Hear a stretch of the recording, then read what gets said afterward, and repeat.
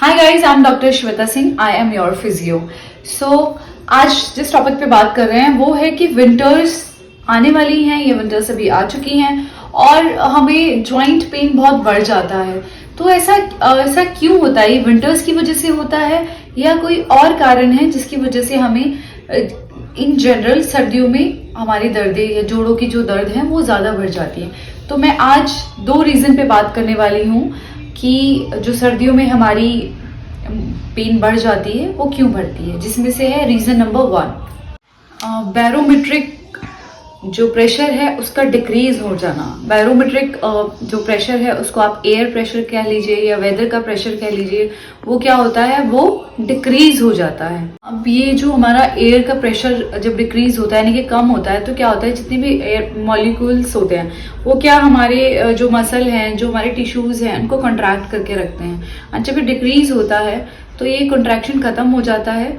वो क्या करते हैं, नर्व एंडिंग को प्रेस करते हैं हमारे जो टिश्यूज हैं, क्योंकि वो फैलने लगते हैं। कॉन्ट्रैक्शन खत्म हो गया, फैलने लगते हैं, और क्योंकि सरफेस एरिया बढ़ जाता है और वो नर्व एंडिंग को प्रेस करने लग जाते हैं। अब जैसे आपने एरोप्लेन में भी अगर कभी बैठते हैं जो लोग, कई बार हम फील करते हैं कि क्या हो रहा है कि या तो हमारे कान बंद हो जाते हैं या हमारी जितनी भी कई बार हमारी स्वेलिंग्स हो जाती हैं जॉइंट्स में, स्पेशली हमारे फीट स्वेल हो जाते हैं कुछ लोगों के नीज जॉइंट जो है वो स्वेलिंग होने लग जाती है और कानों में भी थोड़ी अजीब सी आवाज़ आती है या लगता है कि कान बंद हो गए हैं। तो ये क्या होता है कि वो एयर प्रेशर, जब बायोमेट्रिक जो प्रेशर है उसके कम होने की वजह से हमें कई बार ये सारे रीजंस होते हैं एंड जॉइंट स्वेलिंग या जॉइंट पेन का सामना करना पड़ जाता है। सेकंड क्या है कि वो है लैक ऑफ मोबिलिटी या मूवमेंट।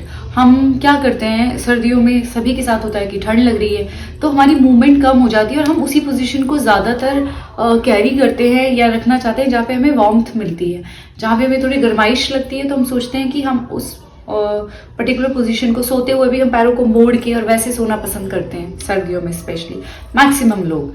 सो क्या होता है कि अब साइनोवियल फ्लूइड का एक्सचेंज होना भी बहुत ज़रूरी है एंड टिश्यूज ऑलरेडी कॉन्ट्रैक्शन में नहीं है, नर्व एंडिंग्स प्रेशर हो रहा है, तो उसकी वजह से भी स्वेलिंग आ रही है एंड फिर हम मूवमेंट भी नहीं कर रहे हैं, तो उसकी वजह से भी हमें जोड़ों में दर्द शुरू हो जाता है।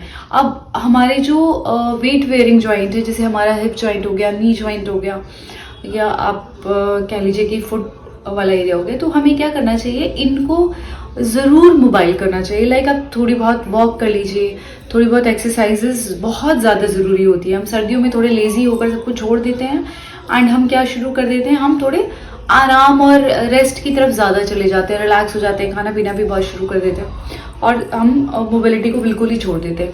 तो ये दो रीजंस हैं जिसकी वजह से हमें बहुत ज़्यादा पेन शुरू हो जाता है। अब सर्दियों में लोग क्या करते हैं, लोगों की कंप्लेन होती है कि हाथ पैर बहुत ठंडे रहते हैं हमारे, तो बॉडी क्या करती है, जो हमारे वाइटल ऑर्गन्स हैं उनको ज़्यादा हीट अप करती है। हमारा सेंटर ऑफ जो बॉडी है उसके अंदर के ऑर्गन्स लाइक हमारा किडनी, हार्ट, इन सबको ज़्यादा गर्माइश देती है और जो हमारी एक्सट्रीमिटीज़ हैं इनको छोड़ देती है बॉडी कि आप खुद मूवमेंट करके आप इनको गर्माइश दीजिए कि हमें। तो इसके लिए क्या ज़रूरी है, हमारे मूवमेंट ज़रूरी होते हैं।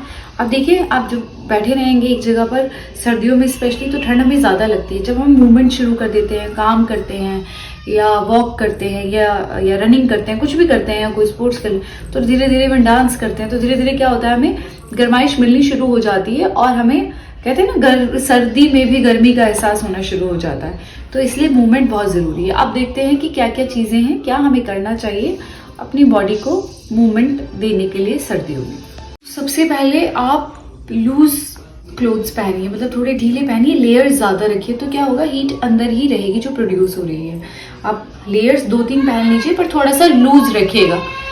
एंड आपको सेकंड, विटामिन डी लेते रहिए। जब भी सन का टाइम होता है बाहर जाइए, विटामिन लीजिए। और विटामिन डी किस तरीके से, कैसे ज़रूरी है, किस तरीके से काम करता है, विटामिन डी कैसे लेना चाहिए सन से, इस पे मैं ऑलरेडी एक वीडियो बना चुकी हूँ, अगर आपने नहीं देखी तो वो ज़रूर देखिएगा। एंड विटामिन सी का जो रिच सोर्सेज हैं, फ्रूट वो खाइए, किन्नू वगैरह ये सब होता है, ये सब खाइए। सो आई होप आपको आज क्लियर हुआ होगा कि क्यों जॉइंट्स की जो पेन्स हैं वो हमारा विंटर में बढ़ जाता है। ये वीडियो अगर पसंद आए तो लाइक ज़रूर कीजिए और लोगों के साथ शेयर कीजिए, उनके लिए भी हेल्पफुल होगा। और यस, कमेंट में ज़रूर बताइए नेक्स्ट वीडियो किस टॉपिक पे होनी चाहिए। अब मिलते हैं नेक्स्ट वीडियो में। टिल देन टेक केयर, अपना ख्याल रखिए, सेफ रहिए, हेल्दी रहिए। Thank you so much.